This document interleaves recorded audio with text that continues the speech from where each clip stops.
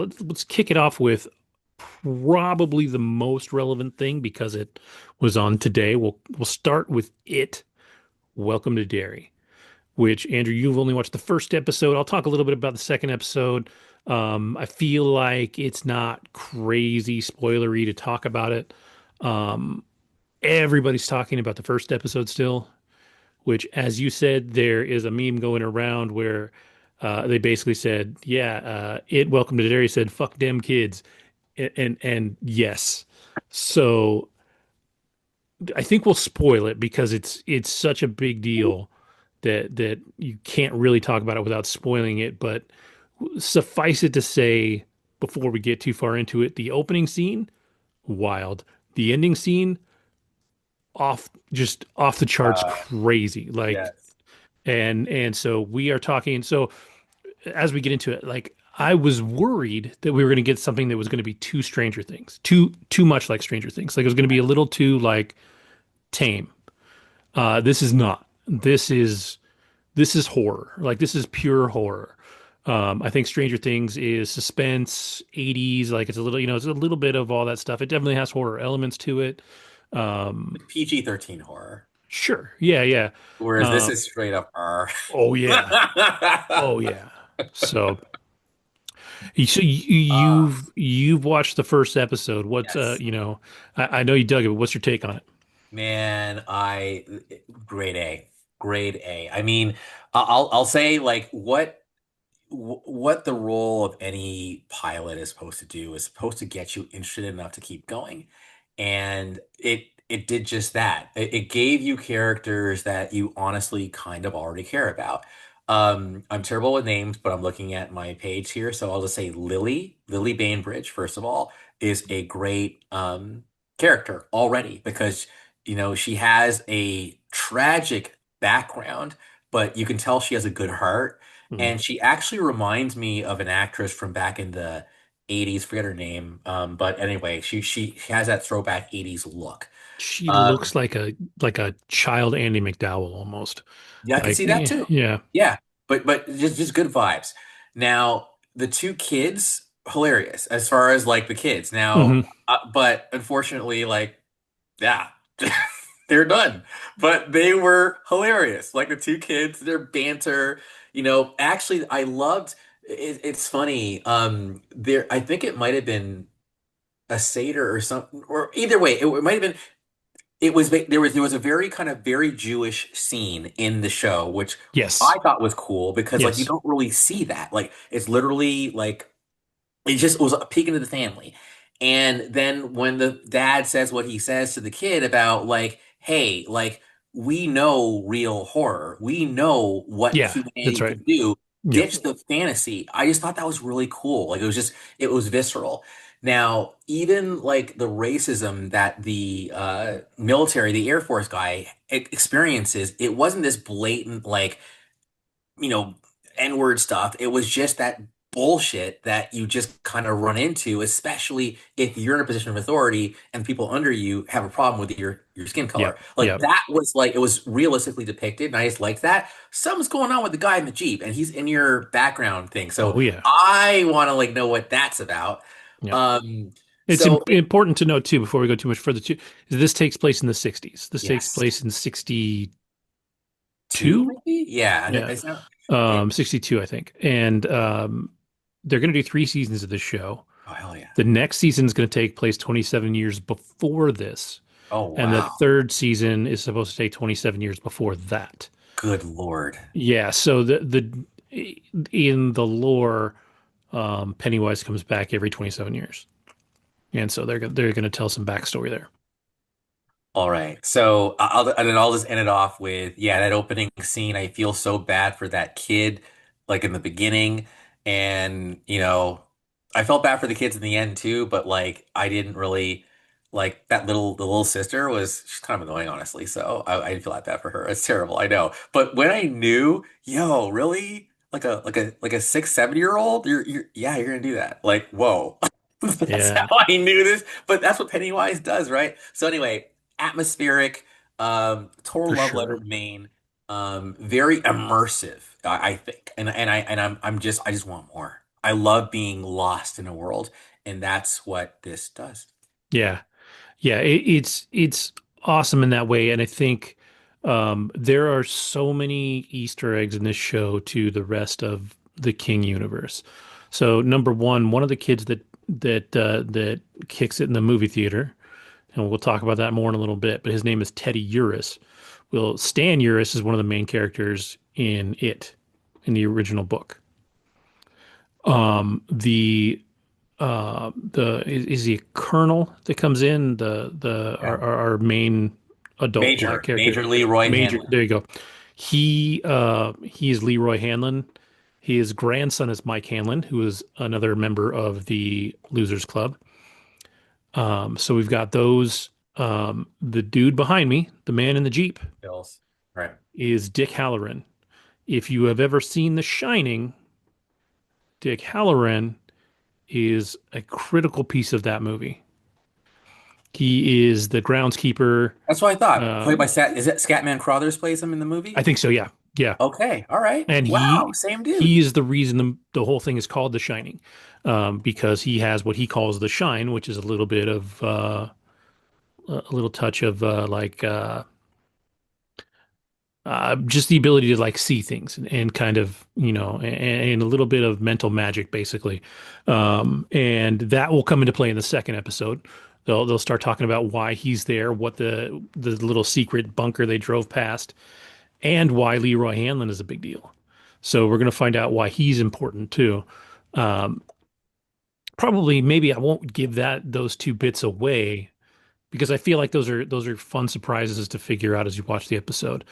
Um, but one of the other Easter eggs in the second episode, I don't think we see it in the first episode, but Leroy Hanlon's family shows up in the second episode. Like he's got a house in Derry. They show up. He has bought a telescope for his son, that he buys at a thrift shop called the Second Rose, something like that.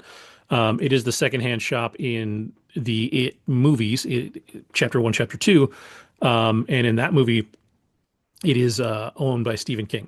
The actor is played, or Stephen King is the actor that owns it, because he likes to show up in his stuff when he can. And so, that's in there. And as far as the wider Stephen King universe, roses are a huge deal. So it being the second rose is a big deal. And then or second hand rose is what it's called. And then one of the other things that happens that's very subtle in the beginning, but it kind of makes me wonder if it is arguably the reason that the one girl survived, is when they're opening the Cracker Jack box and they're getting their little, Girl. Yeah. yeah, they're getting their little wrist things, bracelet things. The one that the girl gets is a turtle. And in the It mythology, Maturin the turtle is another supernatural being that is directly opposed to Pennywise. And if you watch the movies, in chapter two, when the kids are fighting off Pennywise at the end, they turn to Maturin to fight Pennywise. And so her having that turtle charm, it's not referenced at all, but I mean, they make a clear point of showing it just a little Oh bit. yes. So I think that might, at least it's a hint that she's going to be fine, right? It doesn't necessarily mean it's anything overly special. But yeah, it's good. And then sort of like what was the one with Kang that he got himself in trouble? The guy got himself in trouble. It was on HBO.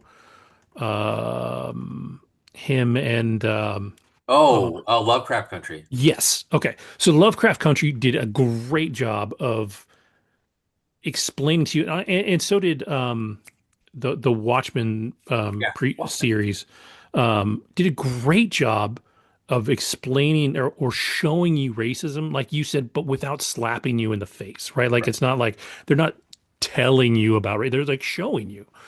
And this show is kind of the same way. So in the second episode, we see the girl that was in the booth that was running the camera.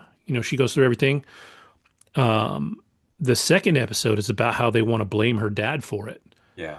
and how everybody's pushing for that. And then there's scenes where, the family's new in town, so the wife is walking downtown, and everybody's white, and like very few people are even remotely warm or welcoming to her. Like they're all like they might say hi, but it definitely has this cold, chilly feel to it. Part of that is that when Pennywise comes to town, there's an aura about what happens in the town, so people aren't their best anyways. Like people kind of turn towards the worst. And then when Pennywise's 27 years are up, there's also this sort of amnesia that follows him leaving, that people kind of forget what happened. Right. So we have this murder of Teddy Urus that, as far as I can remember, is never brought up in the books and isn't part of the family story, but it makes perfect sense that he could have been killed by Pennywise because no one would really remember. They remember that he died, and even that it was bad, but they wouldn't associate the two things.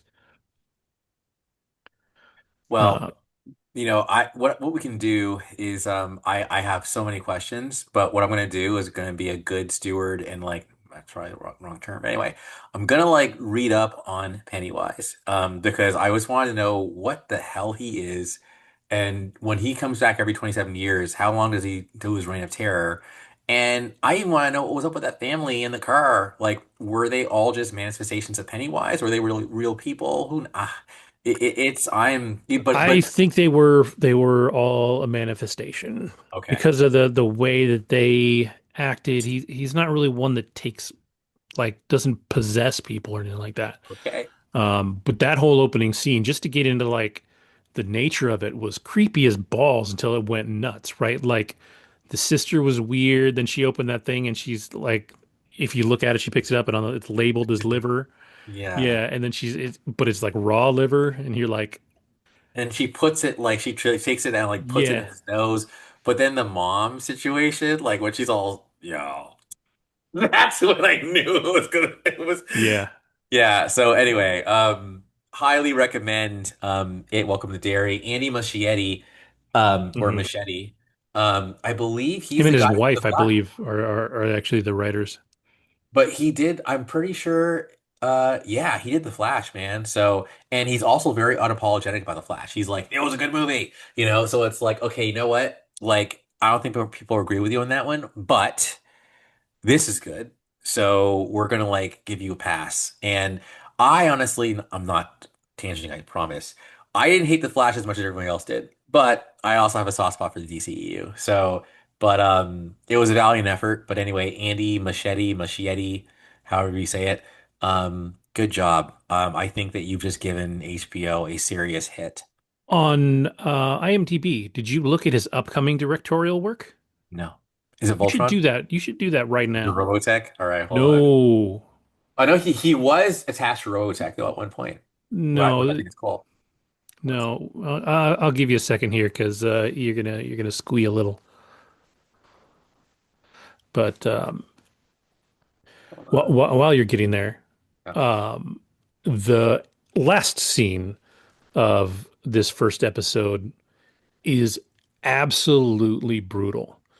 It is what, four kids, five, technically five kids, one girl in the booth, four kids in the movie theater, and Pennywise in a different form. We haven't seen Pennywise the clown in either of the first two episodes. According to IMDb, he is in five episodes. And so we get this that the monster baby thing from the beginning comes back in the end of the episode, and this is a straight up slaughter of three kids. Violent, and these kids, they've done a great job with this episode because you get to know these kids and like these kids for an hour. Like they feel like they're going to be the Oh, main characters. it took me a second. Yo! There he is. Yo! Yo! Yo, yo, yo, yo, yo! Yo! Holy fucking shit! Yeah. Dude! No way! Oh my God, guys! guys, hell, you know me well. You know me very well. Oh, we are in for a treat. Yeah, I'm We super are in curious about for what a that is. treat. Like, I don't know. Dude, he's going to kill this. So, okay, so ladies and gentlemen of the podcast, really quick. I just said that he was attached to Robotech, which was one of my favorite animes of all time. One of them. But my favorite anime of all time, and damn near it might be my favorite show of all time, is Attack on Titan. And I know for people who haven't heard of it, they're like, what the hell is this shit? But I'm telling you, if you watch it and you're not a plebe, sorry, you will be like, this is cinema. This, It, this is it's and the fact that this motherfucker, pardon my French, because actually it's warranted here now, is attached to Attack on Titan. Yo, like you, man. Okay, my night's been made. Thank you yeah. guys. All right. And for the record, Attack on Titan, even though it's an anime, like I'll say, even though I think anime is a great storytelling medium, is one of the highest rated TV shows on IMDb, period. I think it's in the top 25 of all of the shows ever. So it's not like we're just nerds that love a cartoon, right? Like it is real storytelling. It is deep. It is heavy. It's weird, for sure. Like when you start it off, it's definitely fucking weird. Like there's some weird shit goes down. But it's really good. Like Thank you. it's really good, really good. And it tells stories in a way that I I don't know how you're gonna do any kind of spin on it. Like if they're talking about live action, it's gonna be tough. Actually, it's gonna be really tough to convert that in the same way because anime allows a freedom, and I'll always say that about animation. I think a lot of things benefit from being animated because you aren't under the same restrictions. Number one, you don't have a special effects budget, right? You can draw up any special effect you want, as long as it fits in, the art style of whoever's making it. Now, if you're making what was the one that was the big deal over the last couple of years with everybody in it, Haley Steinfeld and Ella Purnell, the really artsy one, Arcane. If you're making an Arcane and the art style is new and original, and you're spending out the butt just to make that, then yeah, you're probably actually spending more than a special effects budget. But Attack on Titan will be an interesting one. Like I don't know, it'll be really difficult to make that play just right and get it right. Casting is everything, and Yes. all I'm saying is Chris Evans as fucking Irvin, and like as if it has to be Chris, has to be. All right, I'm done. Yep. So, but back to I think we're just about done with it for Yes. now. The second episode is just for anybody that's watched the first episode but not the second one yet. And by the time this drops, hopefully that'll be very few people. Um, the second episode definitely takes a different turn. Like it is a horror and does it definitely has a few scenes in it that are similar, like that they have that same feel to them. But this definitely starts to get into the backstory. You start to figure out who Leroy Hanlon is. You start to figure out who Dick Halloran is, and what their involvement is in the story, and a little bit more of what's really going on. It's definitely it involves Pennywise, but in a different way. So there's definitely a lot of stuff going on that is setting up the rest of the season now. Like I feel like the first episode, like you said, is the pilot episode that is that is designed to draw you in to tell basically the whole first episode is designed to tell you that there are no stakes. Don't get attached to anybody. Anything can happen. The only thing I can tell you is this guy won't die. That's the only thing I can tell you. The dude Right. behind me, Dick Halloran, will not die because he has to go to the Overlook Hotel. Other than that, like there's very few characters that are untouchable.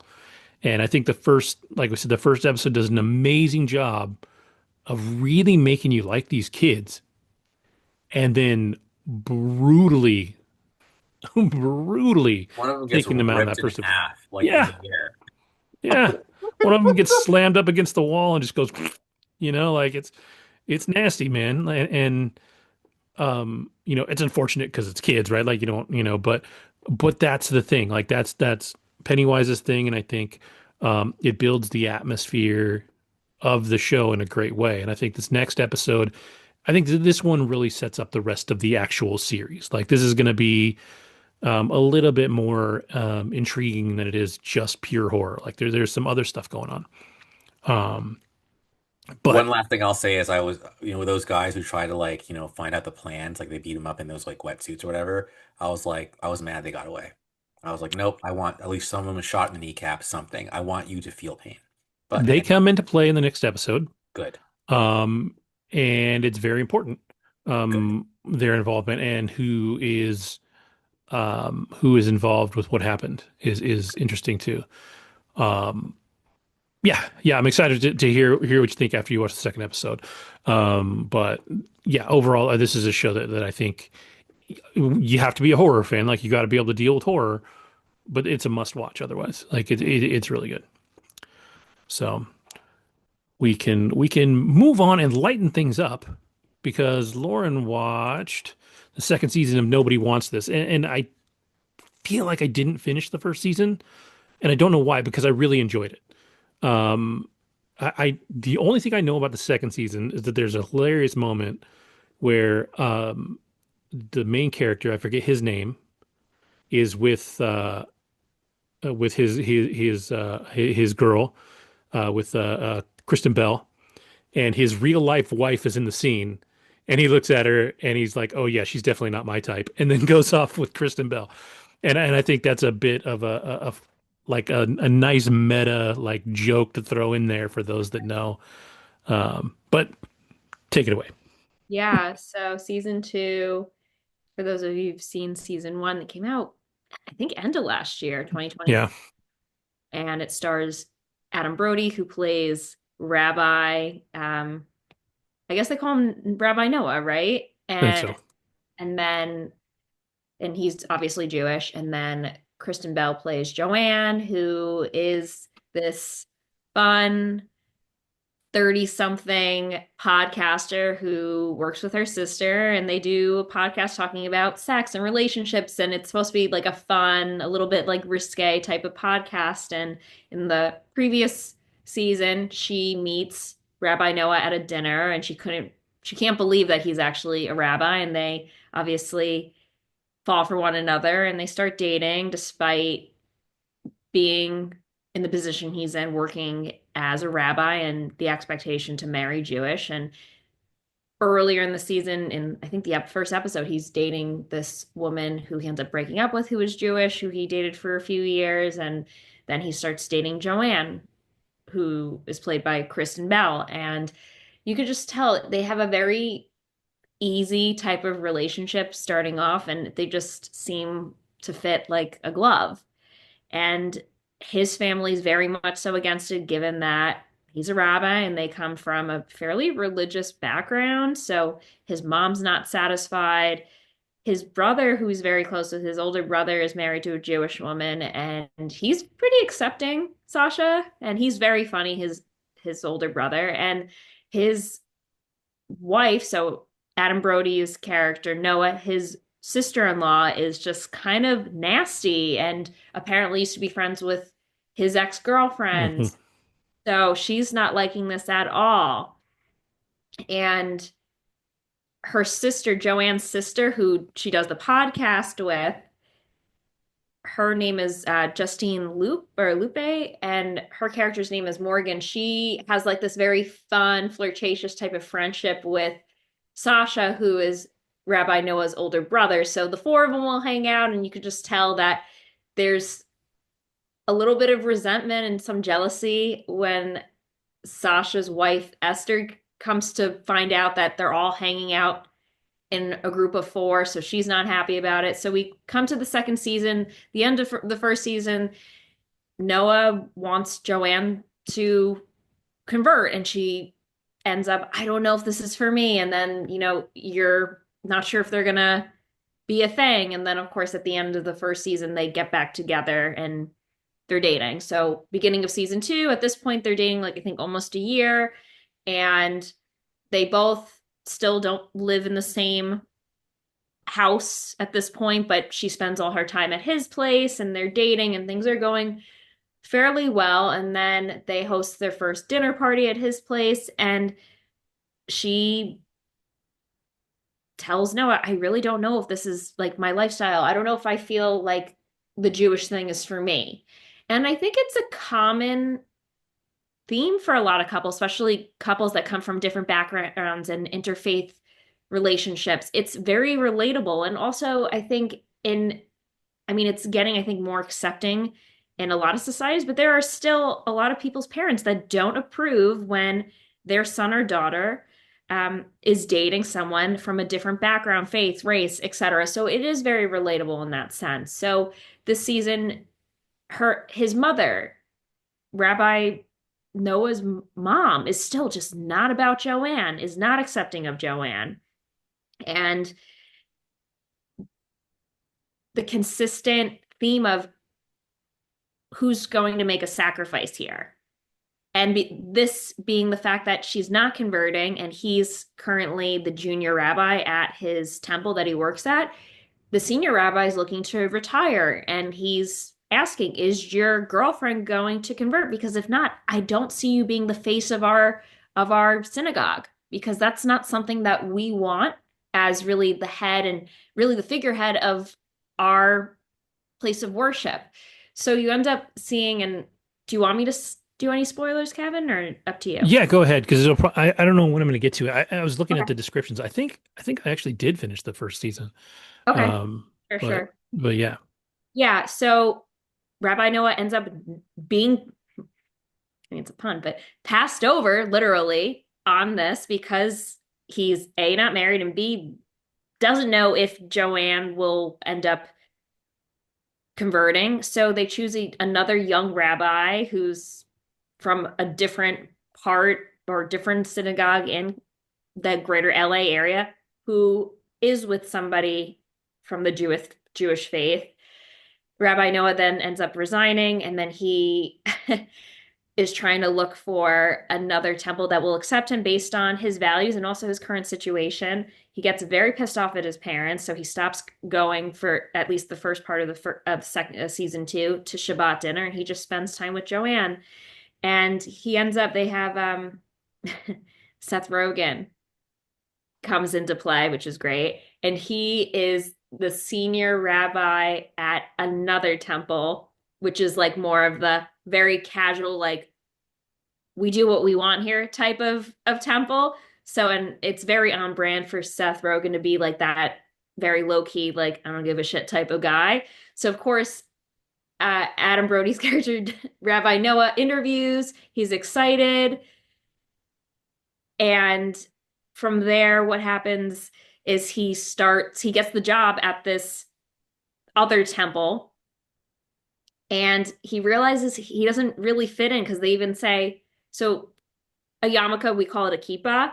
He walks in with the kippah, and he's Seth Rogen's character, I forgot his name, was like, you don't need to wear that here. And he's like, but this is me. And like normally in temple, you wear a kippah, especially as the rabbi. He's like, no, like it's extra weight. Like take it off your head. Like you don't need it. So you can ultimately like feel his discomfort as he's shifting to a temple and really place of worship. That is definitely, I don't want to say like a step below, but in terms of not only observance, but just it's way too lax than what he is used to. And you could tell outside of his comfort zone. So that's interesting. And he's definitely keeping this inside. And I think to some degree is a bit resentful because had Joanne converted, this would have never happened. And he loved his old congregation, but realized, he had to make the sacrifice for his relationship. So at this point, there is like a little bit of resentment, and she's not the most excited too because she wants to be taken seriously. She ends up being put in a situation where she gets thrown out of her apartment. So she has to look for a new place. And she's wondering at that point, am I going to move in with you? And he said, well, I don't know. And that's where she starts to question the relationship. So a lot of this back and forth, and I think lack of communication and feelings of insecurity come into season two, very much so in season one again. But they just keep on rehashing and repeating themselves where it feels like, okay, is this going to be a common problem? And then Morgan, her sister, finds love with her therapist, and they escalate very quickly where they go from dating to getting engaged and moving in together and getting engaged. And it's something that freaks and pisses off Joanne because, of course, at this point, she's dating Noah for almost a year. And here's her sister who's hooking up and now dating, going to be marrying her therapist, and she's livid at this point. So it's internal drama with family, relationship drama. It started off very funny. Very do either of you know what Purim is? Mm-mm. No. Okay. It's a holiday usually in like February or March in the Jewish religion, and it tells um the story of like Queen Esther, and you may have read it about it, but anyway, so people will dress up for this holiday, so they make fun of it, and they have an actual party at Noah's family's house, and it's the first time that Joanne's parents meet Noah's parents, and they make a joke. They're like, "Oh, I love Jewish Halloween." They're like, "Don't say that." But people do equate it to Halloween just based on people dressing up. So, really fun piece here, which I thought was a great nod to a movie from the 90s. So, the mother of Joanne, and I want to get this right, is an actress by the name of Stephanie Pharisee, and she comes to this Halloween, or excuse me, this Purim party dressed as Madonna. Now, if you either of you have seen Hocus Pocus, she plays the mom in Hocus Pocus, and she is dressed as Madonna at the Halloween dance in the first film. And I think, what is that, 94, 95? So it's her like 30 years later, dressed up at a costume party in Madonna. Didn't know that until I think a couple days later after I finished the season. They made a joke about it on Facebook, and you see the pictures side by side, and you realize, holy shit, that's the same actress. And she's dressed up as Madonna two different times. Very, very funny how they put that in there. Yeah. So, but yeah. So, same stuff. Noah and Joanne break up towards the end of the season. And then, of course, they end up at the end where she's like, she's upset. And he, of course, has a change of heart, and he rushes and runs back. And that's where, I don't know, not the cynic in me, but I'm just like, of course they do this. It's a Yeah, they have real to. eye roll. And of course, everyone's like, it's so precious. I'm like, but they did the same thing. It was the same up and down as season one. So, yes, it's cute. It's light. It's fun filled, but it's also just kind of an eye roll. Yeah, I think because of what it is, it's a little hallmarky in that way where, Yes. they've kind of have to have their meeting at the end. But the one thing I will say, number one, as the series goes, it's a 7.8 on IMDb. So it's very well rated. No episode in this current season is below a seven. They're all mid sevens, I think. Yeah. A few last season were a little higher. The cast is great. Obviously, Kristen Bell, Adam Brody is great. Timothy Simmons, who plays Sasha, is hilarious. If you've ever watched Veep, he is awesome. I love Justine Lupe, Yeah. whatever her name is. She's awesome. She was in The Marvelous Miss Maisel, and she's been in other stuff. She's great. You've got Stephen Tobolowsky, who is, I think he's the senior rabbi, Rabbi Cohen. You've seen him in a million things. You probably don't know him by name, but you've seen him in a million things. Darcy Carden, Andrew, I know you're a little bit of a fan of The Good Place. Darcy Carden is the she's basically the genie. What is her actual name? Um, you're muted. But I can't Yeah, I'm remember. trying to remember her name. It's like Beth or Peggy or some shit. Oh, one second, Darcy Carden. But it's like a single name. Janet. Janet. Bad Janet and good Janet. Yeah, yeah. She actually Janet reminds me of our homeboy or homegirl rather, Kim. I feel like Kim and Yeah, I Janet could have see similar that. energy. Yeah, yeah. Yeah. All right. But yeah, it is a good fun show. Like it's not so like it's not corny, even though like yes, it's going to have that hallmark moment because you kind of have to have them be happy or whatever at the end for the show to work. And I think part of that is if they don't get another season, they at least leave you in a position where you could see them being together in the end, and that's kind of where it's Already going. renewed for season three, which people are ecstatic about. I don't know. I felt like I was less enthusiastic about it than everyone else, more so just because it's like you're gonna make them break up to then get back together Yeah. again. I don't know, it pisses me off. It's just one of those things where I'm like, all right, clearly, if is she gonna convert? And he realizes, like, you know what? It doesn't matter. We'll make it work. If you convert or not convert, like whatever you want. I love you. I can't be without you, etc. So it's just one of those for me, an eye roll. Yeah, I feel like if they do a third season, they kind of have to just be together for the whole season, and the Right. the It's drama annoying. can just be around them dealing with the situation, and that would work just fine.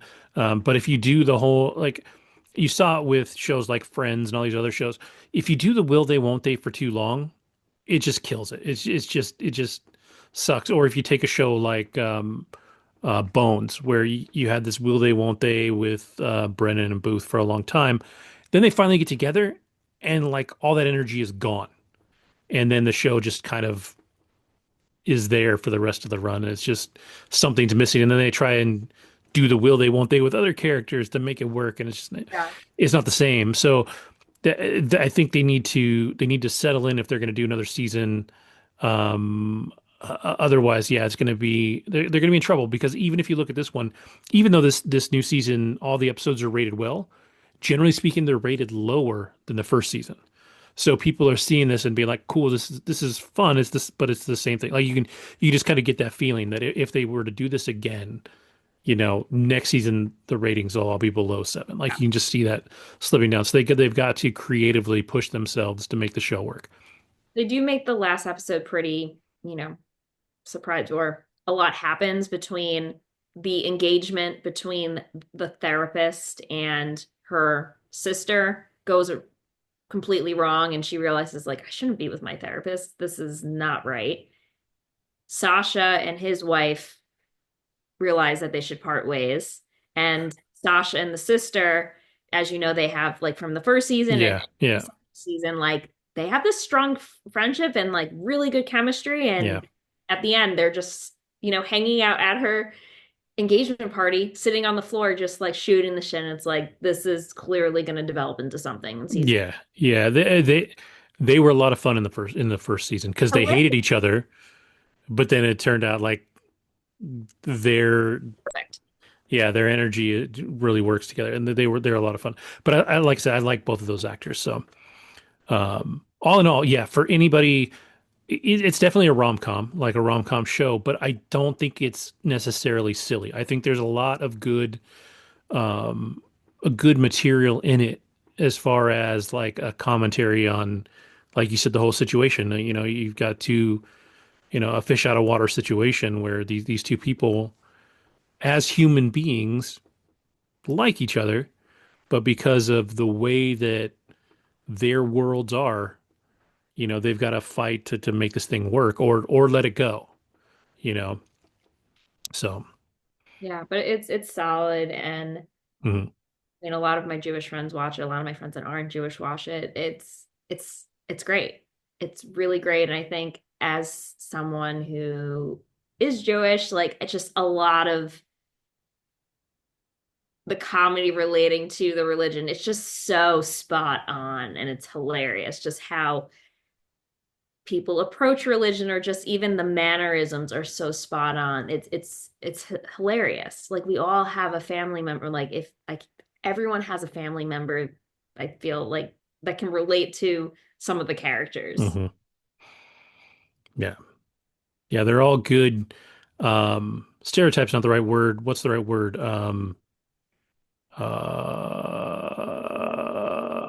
Damn it. Anyways, they're all good examples of people that exist around us, right? Like Totally. Sasha is like he's smart, but he's a dipshit at the same time, but he's funny. Morgan's a mess, she, but all of these characters are kind of like, this person somewhere, right? Like they're all kind of generalizations of people that Even his wife, she's just so rigid and yeah, cold. she sucks. She She just sucks. sucks She so hates bad. everyone. Yeah, she's Yeah. just a complete, Yeah, she's cranky. very So, cranky and just miserable. So yeah, I mean, she definitely like is more likable in season two, but even then you're just like, is this really someone that, but then again, you see people that get married that it's like, why are they married? And they don't realize until maybe years into marriage, like, we're not right for each other. mhm. Yeah. So overall, I mean, I got through the whole thing in one. It's easy because every episode is a half hour. Hmm. Binged it all in like one night. It's great. It's a good escape show too. It's just really Yeah. fun and puts a smile to your face. Oh, and it was nominated for a handful of Emmys too. It was, yeah. Didn't win, but yeah, nominated for quite a bit. Yeah, Oh yeah, outstanding lead actor and lead actress in a comedy series and best comedy series. So definitely, it definitely has credentials behind it. I did. I only watched the first season, but I did really enjoy it. I think it's got to be your jam, but I think it's a lot of fun to watch. 100%. So cool. Well, we will move on, and I think we will move back to less fun stuff, but more interesting, or not more interesting, but interesting stuff. Andrew, you watched A House of Dynamite, and I know that I want to know what your take is on the ending, and I know that you knew people that hated the ending, and I'm very aware that a lot of people hated the ending of this. I am not one of those people. I completely understood where it was going to end, and why it ended there. But what's your take on the ending? Uh, my take on the ending is it did what it needed to do, in that this whole film was not about telling a story to be this self-contained thing where it's like, oh, I need to know the plot. I need to know how it ends. Like, I mean, I'm trying to be kind of delicate here because I don't want to sound condescending, but it's that wasn't the story. The story was basically making you think. It was about starting a conversation. It was Hmm. about affecting the zeitgeist. Yeah. And really, it doesn't matter like who did it as far as who launched the missile. We know it's going to hit Chicago. There's no way it's not hitting Chicago. Yep. That's obvious.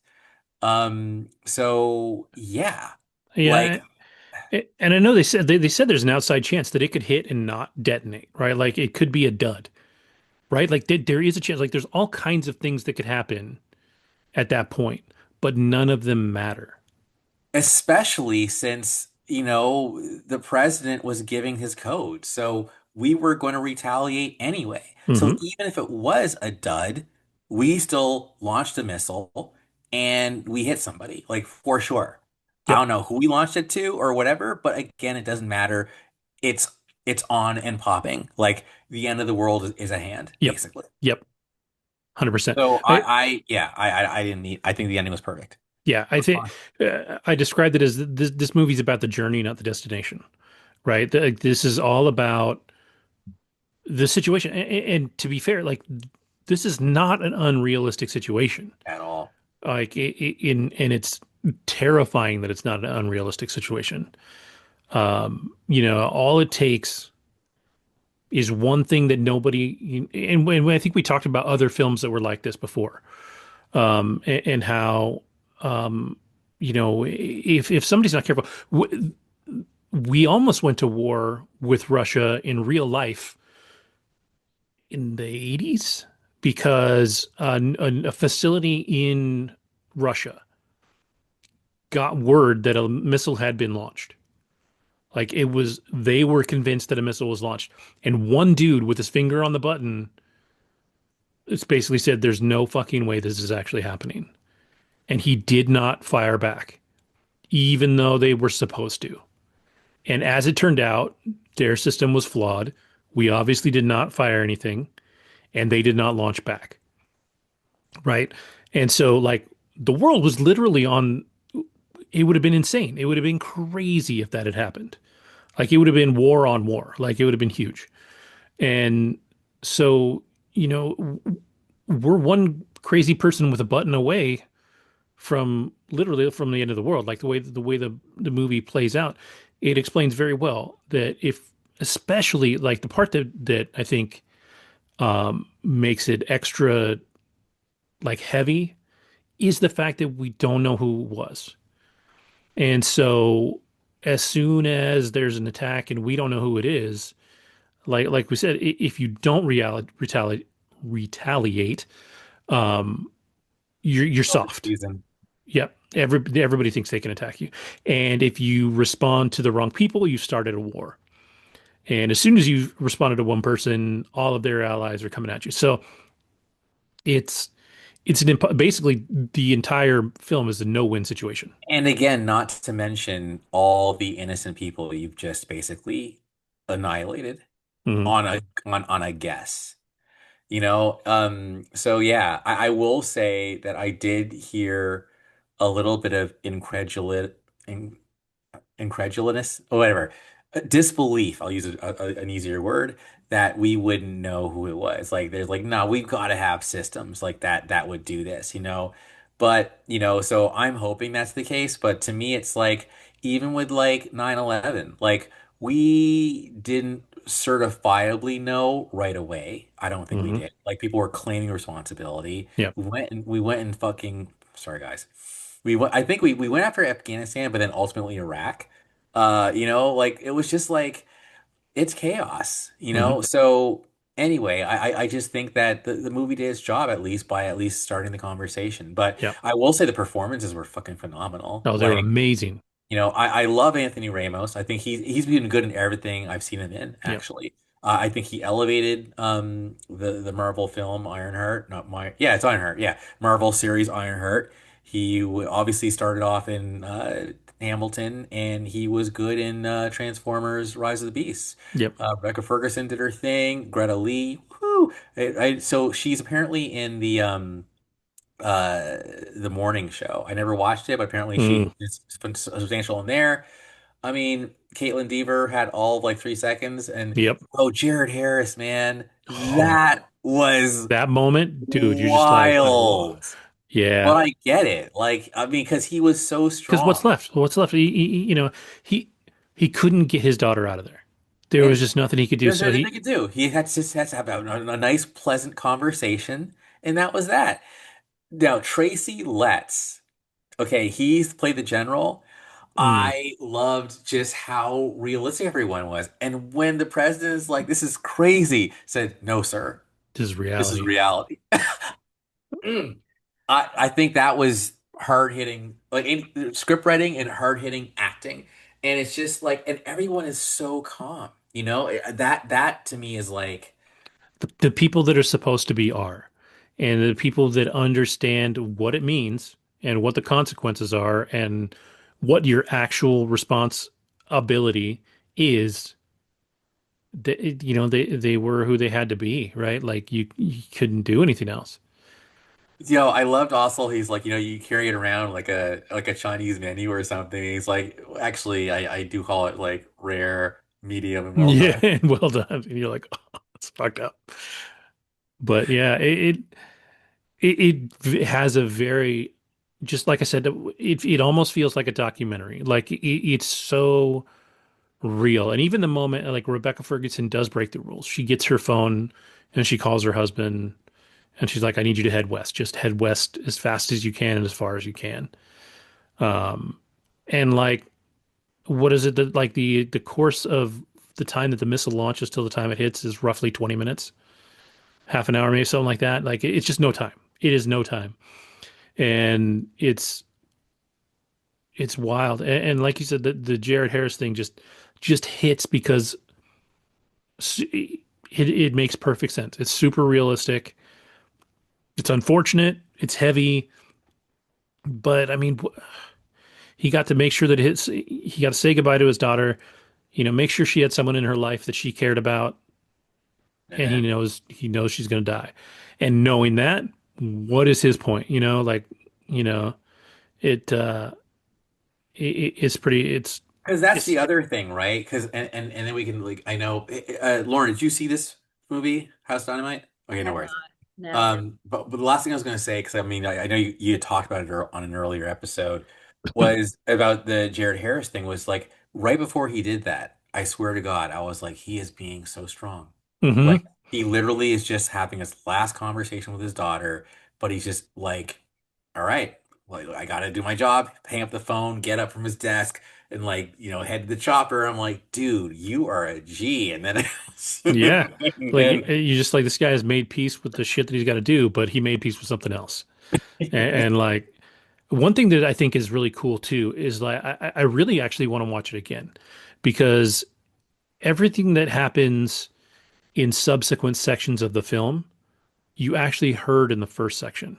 Dude, I know. And the best part about it was I had so much more empathy for the president because when he was like literally he's like, "All right, I don't just tell me what happened." Like he was very impatient with the strategic guy whatever, right? But then when you see him go from basketball with the Yeah, he's girls just having a to the good time. helicopter and he's literally like literally like what WTF? Like you guys briefed me on this like maybe once, Yeah, and it's like and now you're throwing all this at me. I gotta make a decision. Like again I thought of him as like super impatient and kind of dickish on the phone, but when you see him in person, it's just crazy to me how phone versus seeing people like in person changes everything. Context is everything. There's nonverbal communication. yeah. So that's what I loved about it. Like I literally was like, you're hearing everything, and even the general like, When he's talking about baseball in the beginning and all that, like when he joins the call in the first section, you actually hear him still talking about the game and all that, and it just seems like you're like, what the hell is this guy doing? It's almost unprofessional, right, as they're settling into this thing. But like this is his day. There's like these things that are horrible when you're that high up the ladder, at some point you're ready for this stuff. Like, and he is so like you said, the guy that plays the general is friggin' incredible. Like his entire like character, everything about him is so tough as just on nails. the nose and just ready for what we have to do. He's like, this is the things that we have to do. It doesn't matter if you like it. It doesn't matter if you want to do it. And I love that This is what we have to he would do. answer a question and then be like 2 minutes 30 seconds. Like he was literally Yeah. like he was on the ball the whole time. We have 1 minute, sir. Yep. And it's not like we have 1 minute. What the fuck? It's like Yeah. uh I don't know, but blah blah blah blah blah. 2 minutes 30 seconds. 1 minute. This is crazy. No, sir. This is reality. Yep. So just so good. It just it really like I said it in our kind of our pre-show, but this is one of my favorite movies of the year. I just think it was super intelligent, so well made, so well acted. I think Catherine Bigelow, she hit it out of the park, and I think one thing that's really telling too is some of the political responses to this film are very kind of eye-opening because you've got a bunch of people that are like, no, no, no, no, no, this is definitely works. We would never ever fail because you have to say that to the public. You Yeah. have to tell people that we And are our safe. enemies in a Yeah, way. yeah, You don't want to exactly. like Yeah, you've got to be able to say there's a 0% chance you can launch a missile and we can't shoot it down. But that's probably not true. It's like dude said, it's like trying to hit a bullet. bullet with a bullet. Yes. Um, and it's it's crazy. And if you think about how fast that missile was moving, like of course it would be hard to hit. For it to go from the basically the Japan side of the Pacific Ocean to Chicago in 30 minutes, that thing is It was hauling. flying. Yeah. So I think you said 6 kilometers a second. Like That's fast, man. That's real fast. So yeah, all in all, just a really good movie.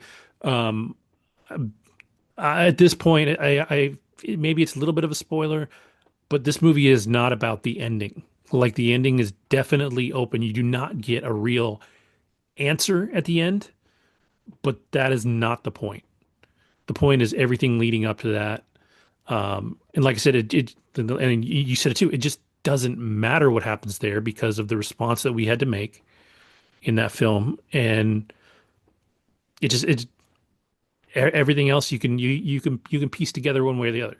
It's basically from the time that missile launched and we missed it, like we didn't hit it with Game our stuff, over. the end of the world, like just World War III, period.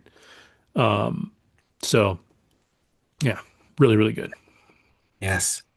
Feel And good where film did of the this year. come out, guys? Yes, Was this it came out on Netflix last week. Netflix? Okay. Yeah. Thank- Yeah, and that's I think one of the things that amazed me the most about it is that it's a Netflix film, and it's really good. Like Netflix has had a lot of misses. This was not one of them. I think it helps too that this is not a special effects laden film at all. No. You get your locations, you get your actors, but you don't have to waste time on special effects. By the way, I'm almost like Amazon. This is how you do like an end of the world film because you already Yeah. know what I'm talking about when I Yes, say I do. Me and Amazon. my kids were talking about it today. What a horrendous film that was. Lauren, Uh, absolutely watch War of the Worlds. Like get some popcorn, heat up some pizza, and watch War of the Worlds on Amazon. yeah, the Or an iced 2025 tea. version. Yes. Let Yeah. us know what you think. Make sure you have a whole lot of self-loathing going into it because it's the only way you're going to continue watching the whole thing. Invite your whole family. Tell them it's this. This is a can't miss movie of the year. Is it supposed to be similar to the War of the Worlds with I don't know what it's supposed to Cruise be. or no, It's an nothing Am related? it's like an hour and a half Amazon commercial. It's like it It's is. like It makes the Tom Cruise movie Look seem oh, like amazing. like high yeah, like one of art. the greatest movies ever made. Yeah, Dude, it's bad, Lauren. it Like, one of the worst and we films. saw, like, I was seeing how bad it was in the fucking feed, and I was like, oh, it can't be that bad. It's worse. It's yeah, It's so yeah. bad. It is one of the Unless you're a worst fan movies of I've ever seen. Amazon. If you're a fan of Amazon, Yeah, then you might find some redeeming qualities. sure. All right. So bad. So bad. So okay. Anyways, go watch A House of Dynamite. Do not watch War of the Worlds. But yeah, if you haven't watched A House of Dynamite, like A solid cast. I'm looking through and yeah, seeing. and the thing is, I think Uh, this is a movie that everybody that's intelligent should watch. Um, there's a lot there. I mean, if you're looking for pure entertainment, it's not this movie. This is definitely a movie that has a message, sure. but it is incredibly intelligent and 100% worth a watch. Like I really feel like just about everybody should watch this movie because it is fascinating. Because and she did the research. Whether the people on the government side agree or not, she did the research on this film, and it is as accurate as she was able to make it. So yeah, go watch it. Fantastic, scary as hell, um, but really good. So okay, well let's lighten it up again a little bit. And Lauren, you watched Regretting You. I did. I went to the theater on Wednesday for discount movie night to see another film that was adapted by a Colleen Hoover novel. So, as I was saying in the pre-show to both Kevin and Andrew, Colleen Hoover is becoming the new Nicholas Sparks. Her books are being adapted. People are excited. They're, I think, getting a sense of, positivity and joy and hoping to find love in many cases that is similar to love in some of her novels. Granted, I can admittedly say I've never read any of her books, but nonetheless, this book is about two couples, and at the beginning of the film, Allison Williams, who is I think the main in my opinion, the main character here. She plays Morgan Grant. She's figured they're in their, I don't know, end of high school, early college years. Let's go with end of high school years. And she's out and about with her younger sister, Jenny, and then at this time her boyfriend, who's actually played, I didn't even realize this is Scott Eastwood, um, plays her boyfriend at the time. His name's Chris. And then Jenny has a boyfriend or a guy that she likes, and his name is Jonah. And they're going out together and they're in a car at the beginning, and you see Morgan go to like a bodega or just little like store, and she picks up a pregnancy test, and they're outside. It seems like it's like a July 4th situation or summertime, and there's fireworks, and they're playing beer pong like outside and having a good time. And the four of them are just sitting out like on a picnic blanket, and Chris says to Morgan, "Are you going to drink tonight?" She's like, "No." And he's like, "Well, you're always more fun when you drink." And she's like, "Ah, whatever." So he gets up and he's like, "Do you want to play beer pong with me?" To her younger sister, Jenny. She says, "Sure." And you see, like, they're both very party like. They like to go out and do fun things. And then you have Morgan, who's just kind of sitting there watching, taking everything in. And she's sitting next to her sister, Jenny's boyfriend or newer boyfriend, guy of interest at the time, and his name's Jonas. And he says, "I think you're perfect the way you are," something to that extent. And she says to him, "I'm not drinking because I'm pregnant." And that's when they then show 17 years later, you meet McKenna Grace. Her character is Clara. She's 17 years old, and that's the daughter of Morgan and Chris, Allison Williams, and Scott Eastwood's character. So they're a loving family. They live somewhere in the suburbs. And then you come to find that Jenny and Jonah are together years later, and they have a newborn baby and son. And they're happy family, and they're celebrating Morgan's birthday. And you come to find that Clara, who's their 17-year-old daughter, is, I believe, in her senior year of high school, and she has a crush on this guy, Miller Adams, who's played by Mason Thames. So if you've seen Black Phone or Black Phone 2, he is pretty much the protagonist of this of the first movie. Second movie, he's definitely a main character, but not the main focal point. So, but he plays Finney, and yeah, so she has like this little crush on him, and you could tell there's definitely a lot of butterflies, how she feels. And as she's driving on her way to celebrate her mom's birthday, he's just kind of on the side of the road trying to move this sign. And she's like, "What are you doing?" He's like, "I'm trying to move the sign so I think it's his uncle, can get pizza because this pizza spot that he likes won't serve us because we're too much out of radius. So I'm moving the sign closer bit by bit so that one day they can say, oh, well, too bad it is close enough. The sign is close enough to our house so they can deliver pizza to this place."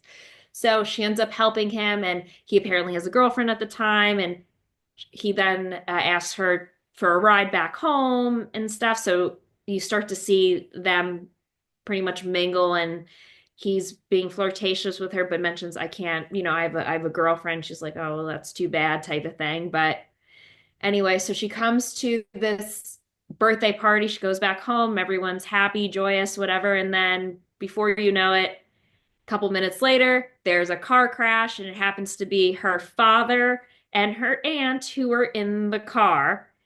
And it's just very sudden and confusing. What were they doing together? Why were they in the car?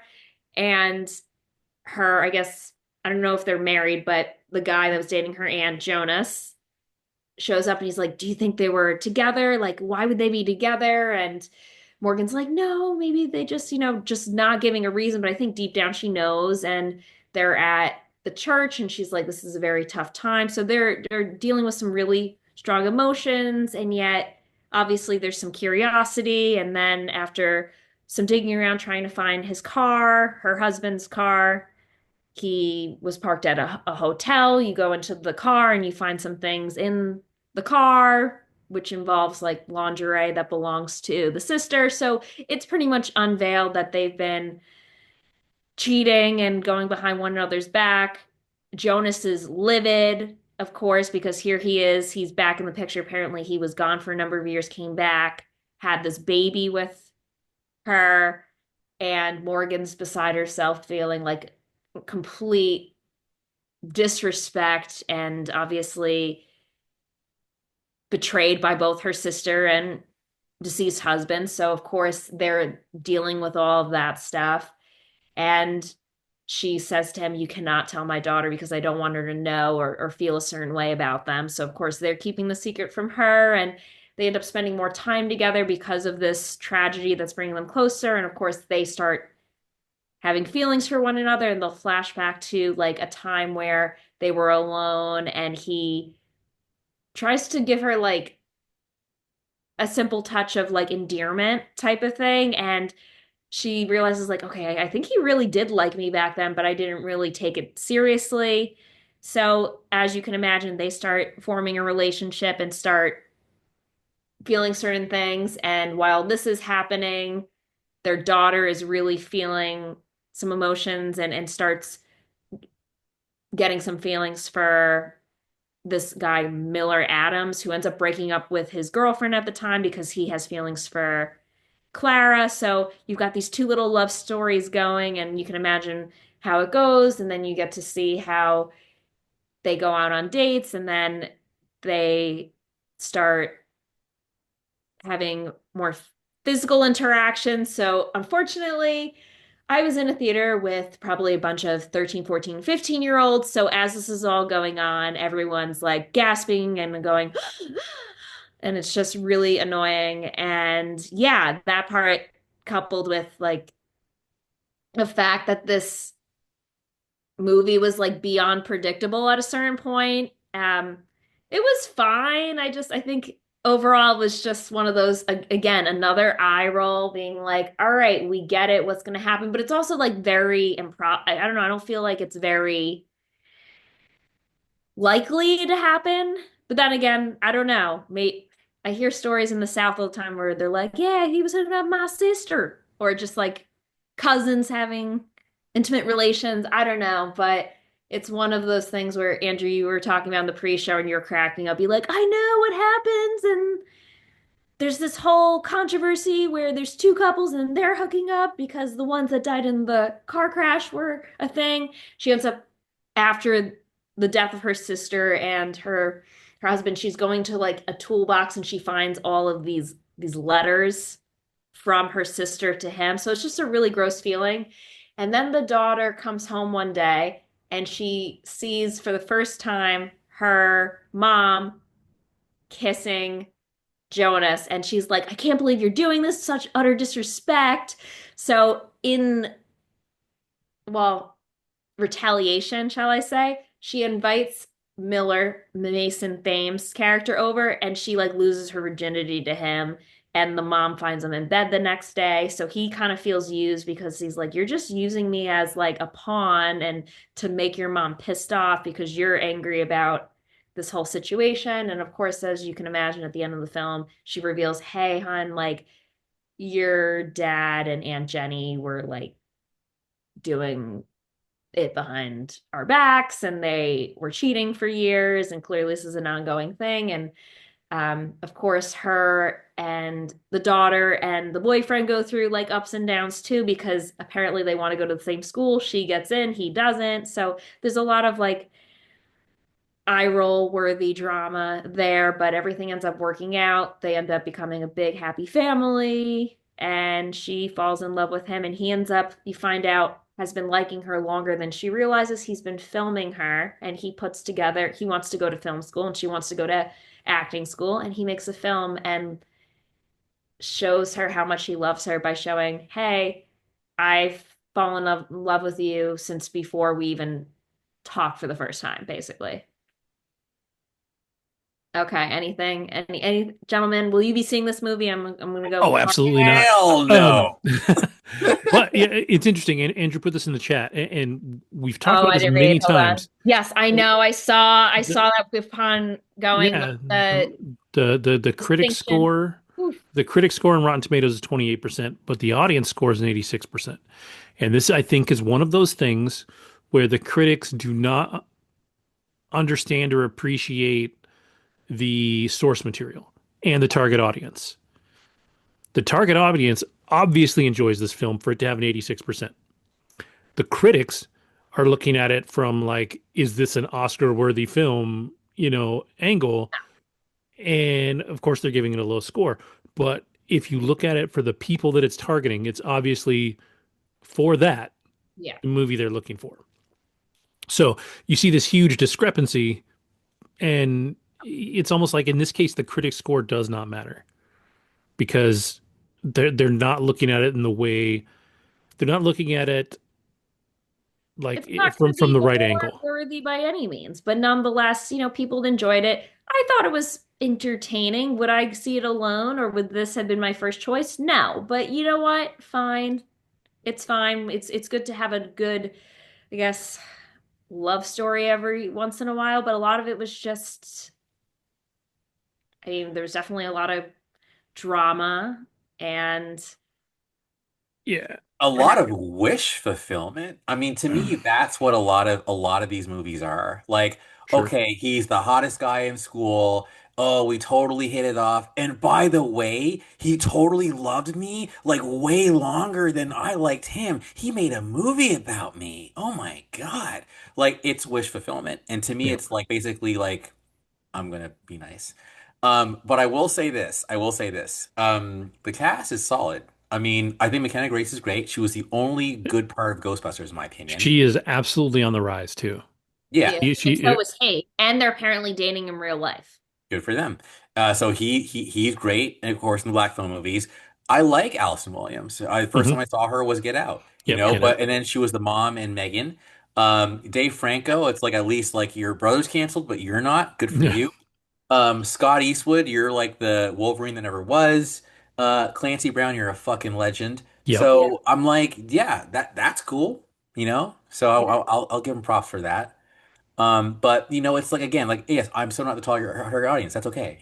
But it's sweet. Like it definitely, like again, like I saw the preview and it did make me pay attention. So much so that I pretty much knew what the movie was like from the trailer. But I knew it wasn't for me. But I'm glad it actually did a good job of like being that like because I feel like even like Twilight, same stuff. It's like it's wish fulfillment all over again. It's like because again, I feel like if if Homeboy wasn't like a dreamboat, everything he did in that movie would be super creeptastic. Like you were stalking me, you're Yeah. like looking at me from the window. So if you again, if Mason Thames was an ugly dude and he's like, "Hey, by the way, I made movies about you," like dude, like it would not fly, right? But Well, it's again, it's just funny because my girlfriends were like, he's not even that attractive. And I was like, I think to a young, like middle schooler or high schooler, he is. That's the Yeah. thing. And, Yeah. when we're in our 30s, we're looking at guys that have facial hair or just more adult, And I'm manly not features. even into dudes, but I'm smart enough, right, to watch the trailer and know that this guy's being positioned as like the A dreamboat in heartthrob. the fucking Yep. movie. So I think anyone who goes, he's not that attractive, like, get out your fucking head, dude. Like, be smarter than that. Like that's stupid. Like, and again, and as a what's it called it, as a critic, if I was a critic, I wouldn't have been at 20% because you guys know me well enough to be like, no, I'm gonna put myself in like who is this trying to target? Does it accomplish its goal? And if it Sure. does, I'm gonna grade it that way. So yeah, Yeah. I'm not, even though I look like a stuck up like critic with my outfit right now, it's like, no, I don't have my head up my ass thinking, oh, it's not like what's that Rosebud movie? It's not Citizen Kane. Like, fuck you. So anyway, last thing I'll say, and I'll shut the fuck up, is even though I'd never see the damn movie, I knew it was going to be worthy, which is why when I saw that you type regretting you, I engaged you immediately and I said, how was the movie? because Mm. I saw the trailer. A- I even talked about the trailer on the show a couple of weeks And ago. for the So record, number two at the box office this there you weekend. go. Good for them. It's one of those movies that you know people are going to want to see, but also Colleen Hoover has developed a following. A lot of people are reading her books. It's she's popular. And casting is everything. And I think casting was great here too. That's the other thing as well. They Yeah. have Verity in the works for 2026, and I know Anne Hathaway's in it. I'm trying to remember who else they boom, casted. done. Pardon? No, like Anne's great. So Yep. Yeah, yeah, Verity 2026. Ready? Josh Hartnett, Dakota Johnson, Anne Hathaway. I don't know who this is. Ismael Cruz Cordova. Sounds familiar. Yeah, but I mean, just alone, Josh Hartnett, Dakota Johnson, and Anne Hathaway, they're definitely, box office gold. Yeah. yeah, Yeah. exactly. So you get big names like that. I think this is going to be, like I said in the pre-show, Nicholas Sparks of this decade. You get some pretty big names. I mean, I'm trying to think. Dear John was a big one from like 2010s. That was with Amanda Seyfried and Hmm. Channing Tatum. You had Liam Hemsworth and Miley Cyrus. That's how they met in the last song. That was, I believe, Nicholas Sparks. And of course, The Notebook, which you two told me was your, I believe, favorite movie, right? Something like that. Your favorite Yes, movie? I've seen it thousands of times. Thousands of times, yes. So that with, I think, I don't want to say it made their careers, but it definitely accelerated Ryan Gosling and Rachel McAdams' career. So yeah, it's I think this is going to be this decade of similar type of films. So Yeah, and these films never go out of style. That's the thing. totally, yeah, Like I said, this is, in a way is a little hallmarky, right? But like 100%. they have an entire channel dedicated to those movies that are all exactly the same. It's not playing. You're the only one hearing it. I want to wait for Yep. months to be over. Anyway, Yeah, Yeah. that sucks. It doesn't play music on here. Damn it, I think it hears it as background noise and filters it out. bastards. Oh well. But yeah, I think there's always going to be an audience for this type of film because, like you said, it's wish fulfillment for the people watching. Like it just absolutely is, and that's fine. Like movies are supposed to be escapism, right? Sure. Or at least some movies are supposed to be escapism. I wouldn't call House of Dynamite an escapism film. Like that's Or Winter Hillman. or it Welcome to Derry. I sure as Nightmare. shit do not want to Yes. escape to Derry, but there are films that people expect to go Right. and just kind of yeah. So and obviously, I mean, is it the number two movie at the box office this weekend? Beat out Black Phone 2 in its second weekend. You know, Yeah. like that's I not enjoyed Black not Yo, Phone. bad. by the way, dude, how cool are you, Mason? Like your other movie beat your first movie. Well, Like yeah, yeah, you're riding it's a high good right couple of weeks, man. now. Yeah. Yeah. So She's yeah, in another movie that's coming out, I think later this year. McKenna Grace. She's in she's what? in everything. She's got like 8 movies coming out in the She's in a next like lot of two these years. horror films. Five Nights at Freddy Yep, too. Five Nights at Freddy's 2.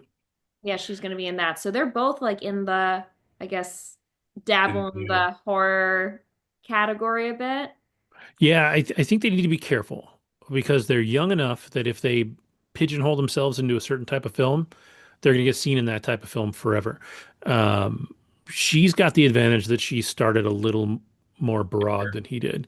She was in The Handmaid's Tale. She was in Oh my Young gosh, Sheldon. She's so. in, Hmm. she's in all kinds of stuff. She's been in tons of different stuff. Um, but it's good to see these young actors smart enough to say, "Hey, look, I'm not going to turn down a role. Like, let's go put out a film. Let's get our face out there. Let's go make some money and, you know, and be smart enough to, not make a total stinker, right? Like this is, again, this is the number two box film at the box office this weekend. So they're getting their name out there in the right way. Hmm. And dude is in Black Phone 2, which is still the third at the box office this weekend. Like Do you know what's crazy. really impressive? Principal photography began March 2025. For Like this movie, yes, dude, they Jesus. finished this it quickly. That's cool. It's one of those things that I think that helps. So when you don't have to waste money on special Yeah. effects, you film your And movie and then you can, the budget was 30 million, so none of them made a lot of money. No. But the box office is 29 million already. Like it's gonna be yeah. fine. Right. But that's really impressive to like come out with the movie within months of starting filming. That's impressive. Yeah, that's crazy. That means number one, you were able to film fast. You got the scenes you wanted in few takes. Editing was quick and easy. Everything went right to get that movie out by the time they got it out. That's wild though. I mean that is not a lot of time. Dude, uh The Fault in Our Stars, I've never seen that movie, but it's also one of those like movies that Yep. I Yep. it smells like, the shit that I'm making fun of in the pre-show. But apparently, Mark Clark and Rob Sullivan served as the film's editors, and then Nathaniel Walcott composed the film's score, having previously collaborated with Josh Boone on Stuck in Love and The Fault in Our Stars. In any event, this is like formulaic as hell because like all the right elements were put together. But hey, man, you got to make money, and they made money, and they made a lot of people happy. So, Yep. Right. kudos. Well, like I said, Hallmark. Literally, if you watch the Hallmark Channel for a day, you will know what is happening in every single movie And after when it's that, gonna shift. like almost to the minute. Yeah. Like they're so formulaic. But it is for where it's at, it is an incredibly successful formula. Yeah. And the people that watch those movies love those movies. They are absolute comfort.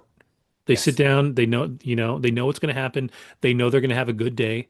You don't watch the Hallmark Channel to watch something, this is not like Lifetime Channel, right? Like the guy she falls in love with at the tree stand isn't going to go fucking murder her and her family, and beat her with a stick, right? Like it's happy endings, and people want that sometimes. And so If you not serve, need that, yep, just to be happy. exactly, exactly.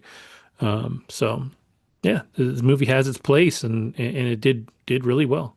I Yeah. think No, we it did talked well. about this longer than any other topic tonight, It's I'm glad possible. you guys are so interested in regretting you. Yes, regretfully. I have no regrets.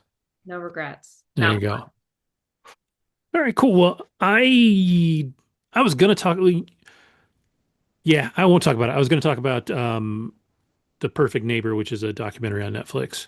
Yeah, fuck it, real quick. It is it's really interesting because it's a documentary about a situation that happened in Florida, where a white older woman was renting a duplex in a lower income community. She was not the only white person in the neighborhood, but it was definitely a predominantly black neighborhood.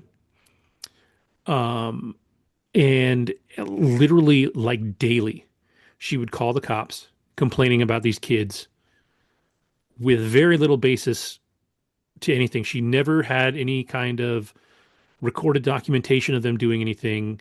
All of the neighbors around said the kids weren't doing anything wrong, but she would call regularly and complain. And the way this documentary plays out, it's all body cam footage and footage from later on in the film interrogation rooms. So it's very much you kind of in the moment with these people. And it starts off a little slow because it's setting up the fact that she just bitches all the time. And then right around the midway point, we get to the crux of the film, which is she went off on one of the kids, like threw their shit. Like I guess they supposedly left their roller skates like in front of her house or something, and she threw them, maybe not at the kids, but just threw them. And so this woman was angry for her children, went and knocked on her door, probably too loudly, like aggressively, and this woman shot through the door and killed this woman. And so now, as some of that stuff is going on, we find out that at least a few times she has thrown racial slurs at these kids. By the same token, many other, white people in the neighborhood have never complained about these kids, right? She's literally the only person complaining about these kids all the time.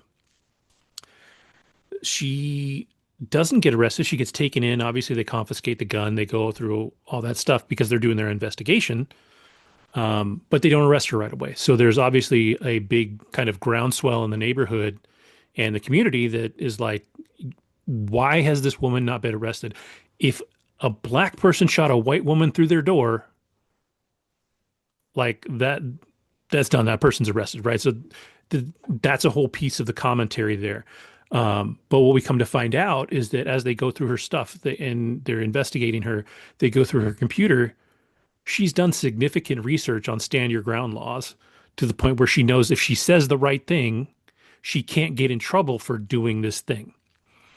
And so, as the latter half of the film goes on, it's them interrogating her, and you can see that the things that she's saying are very formulaic. Like she is definitely saying things that are literally written into the stand your ground law because she believes that she won't get in trouble for doing this. And at the end of the film, she gets charged with manslaughter, gets 25 years. So she does get her comeuppance, like she gets what's coming to her. But it was definitely a slower process than you'd like to see, and it's just an interesting story about these laws and how they are so easily manipulated. And obviously she was not a calm, cool, and collected person. Like she made a lot of mistakes here. But like at one point, they have finally decided they have enough to charge her, right? So they go to her and she's in like the interrogation room or whatever, and they're like, "Okay, we need you to stand up and we're going to cuff you." And she's like, "No, I'm not going to do that." And I was watching, and I was like, "This is not a comedy, but this is ridiculous." Like she's like, "No, I'm not going to do that." And they're like, "Cool, well, yes, you are." We're gonna take you in. You're gonna get booked. She's like, no. And they're like, no, we're gonna take you down and get your fingerprints. We're gonna go through, X, Y, and Z. And she's like, no, I can't do that. And they're like, there's the easy way and there's the hard way, but it's happening. And like she just keeps like, no, no, I'm not gonna do that. I can't do that. I can't do that. Not gonna do that. And finally she gives in and gets up and walks out. But like you're just like the fucking like the audacity Yeah. to just be like, no, no, I'm not gonna be under arrest today. And what She because like what are you expecting? Like the cops to be like, oh, my bad. Yeah, yeah, go ahead. Just she does nothing for my general misanthropy. That said, it is a woman director who did the film or the Mhm. documentary. Her name is Geeta Gandhir. Yep. So based on that name, I already know she's Indian. Yep. I think she has a cool background. She went to Harvard University to study visual art with a focus on animation, but then she was introduced there to Spike Lee, who was Oh actually shit. who was teaching there, and then a guy named Sam Pollard, who was an editor. She's won multiple Emmy Awards and Peabody Awards, and Peabodys are like a big deal. And Hmm. one of them was for a HBO documentary that Spike Lee did. She was an editor for it, and that got the Peabody Award. So she's clearly the ish, and Yeah. Now I love the that. one thing that some people are upset about that I think wasn't disclosed properly, I believe she is the sister-in-law or closely related to the woman that died. Oh no, really? So, but I mean, I know it is possible. You can slant anything by showing specific parts of footage, right? Like you can leave out, the first 3 minutes of something and it can look completely different. This doesn't feel like it's skewed, right? And it feels authentic, but there is, of course, the possibility that at least it has some bias in it, which is fair. You can make a documentary with bias. You just have to say that you're biased when you're making a documentary, right? Um, but they are using all of this footage that is real. So, Oh, yeah. So G.K. Owens was the best friend of documentary filmmaker Geeta Ganbir's sister-in-law. So that's So it's crazy. a Yeah. couple degrees of separation, but Yeah. close enough that, she would have an opinion on it. Um, Certainly, but at the same time, it's like somewhat like stand your ground. Like any place where there's stand your ground, automatically I'm just kind of like, yeah, I'm good. Like because I mean, it does the way it's written here on Wikipedia really quick is pretty much like lines up with my thinking behind it, which is yeah, Robert Abel of Los Angeles Times wrote that while The Perfect Neighbor is on the most visceral level a documentary horror film built with police footage, it also reveals how a violent tragedy can be unwittingly manifested by unchecked grievance and a law that weaponizes white fear more than it guards anyone's peace. So yeah. it's like, when the law basically says you can do whatever you want, shoot them up, then that's what Yeah. happens. All you So have to do is say you were in fear for your life and you're yeah, good. Yeah. Now, the one thing that was interesting too, and I saw an article that says that yeah, at no point in the interviews that they showed did anybody ask her when she purchased the gun, where she purchased the gun, did she have a license for the gun? She just magically had a gun, right? And so, the question is like, is it like, why do we not care more? Like, there's more motive if after she started having these problems, she went out and bought a gun, exactly. It So was, like, yeah, like that question has to be asked. And I think they found a second gun in one of her like waste baskets or something. Like she was definitely like armed, and it just everything points to this not being, maybe it it was wasn't slightly totally premeditated. premeditated, but it Yeah. was. It was like, oh, well, I'm ready for this. Yeah. And I'm not dumb enough to ever think I could get away with that. But anyway, thank you for sharing. Yeah, yeah, it's interesting, and I think it's not a bad watch, especially if you're a documentary, you Person. know, I love true documentaries. crime kind of person. When did this happen, Kevin? It was a while ago now.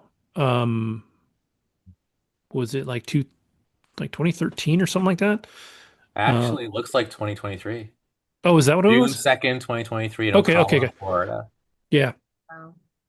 Um, yeah, and it's just, it's sad because there were so many children involved. Like you hear the 911 call, but the little boy is like, my mom's been shot. She, and this whole neighborhood of kids, like it is flush with kids. And then they have the scene again, which probably maybe didn't need to be there, but was, and probably because she knows the person, of the police having to break it, or they tell the kid's dad, who is not doesn't live with them, and now he's got to tell his kids that mom's not coming home. And like that scene is in there, like that footage is in there.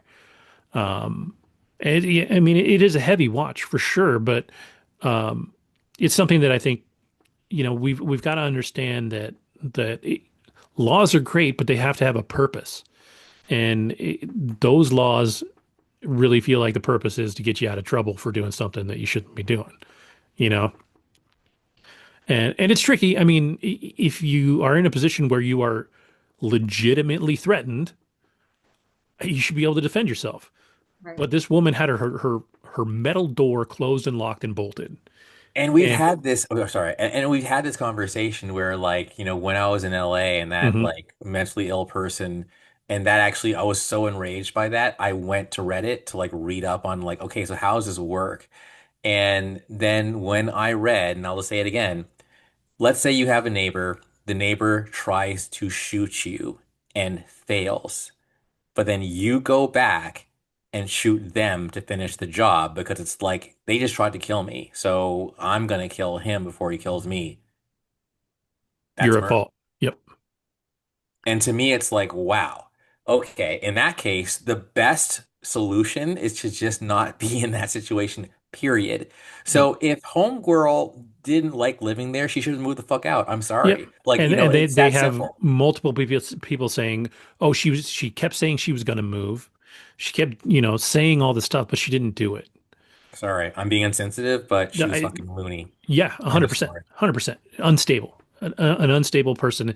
And when you watch the documentary and you hear the way she responds to things and the way she talks to the police, you can just tell, like, I'm like, I'm sorry, if she went out and bought a gun, why didn't she go out and buy a fucking uh, a doorbell camera instead?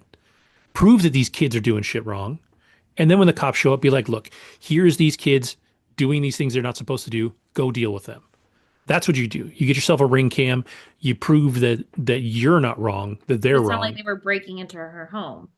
No, nobody ever broke into her home. She lived in a duplex that had an open field next to it that was owned by no one. So it was open land. The kids would play there. She didn't like that. But you're in a neighborhood full of kids. Kids are going to play, and they're going to play in the places that they're allowed to play. Right, So if they're too loud for you, then you're in the wrong place. right. Go to a retirement community. I mean, shit, just go, live Did in an it old like folks home or something. bad hours? Was it like Nope. midnight? During the No. day, like the cops were always there during the day. Like it's nuts. Like the woman definitely was unstable, definitely had anger issues, definitely had problems and dealt with them in the wrong way. Yeah. Like to me, if I'm in a situation where I am outnumbered, right? Like if I'm a person and there's kids everywhere that are just little and like just say she was right. This kid's a neighborhood full of little kids that are just dicks. Then you get the things that you need to prove that's the case. And then when you call the police, you can show that these things were happening. Every time they showed up, she had no evidence but her own opinion. They asked neighbors, they asked other people. Everybody else always said no, nothing is happening. So, you And know, she killed more than one person, or no, did she? she only killed the one person. Um, but she didn't have to fire through her door. She was behind her own door. She was safe. Now, if the woman had broken down her door somehow and That's got a into whole her house, that's a whole different story, read. But And this happened during the day? no, the the gunshot happened at night. That was in after hours. It was nighttime when that happened. But every other time that she called the police was during the day. Did the police like initially take her side, being like, "Oh, she was so scared"? No. No, the police, like at least from the footage they show, the police were very much on the side of the neighborhood. Like they understood. Like there's definitely there's moments where they're laughing at her, because they know that it's ridiculous. But Yeah. you don't see this escalation happening Yeah. from the outside. And when you have different police showing up on different days, like they're not always the same officers, and Mhm. you don't necessarily see a pattern. Yeah. All right. So Sick people, and yeah, yeah, gross. yeah. All in all, interesting, an interesting watch. Definitely informative. And as far as just the way the documentary is made, it's interesting to see something made with pure body cam footage, Yeah. right? So this isn't, interviews with people and a bunch of stuff with a bunch of opinions. This is just, again, it can be edited in certain ways, but it's Still what facts. happened. Like these things happened. Yeah. So, yeah, interesting watch. And now I have nothing else. I will shut the hell up. And so I will say thank you to everybody watching. Thank you for listening. Have a great week, and we'll see you next time.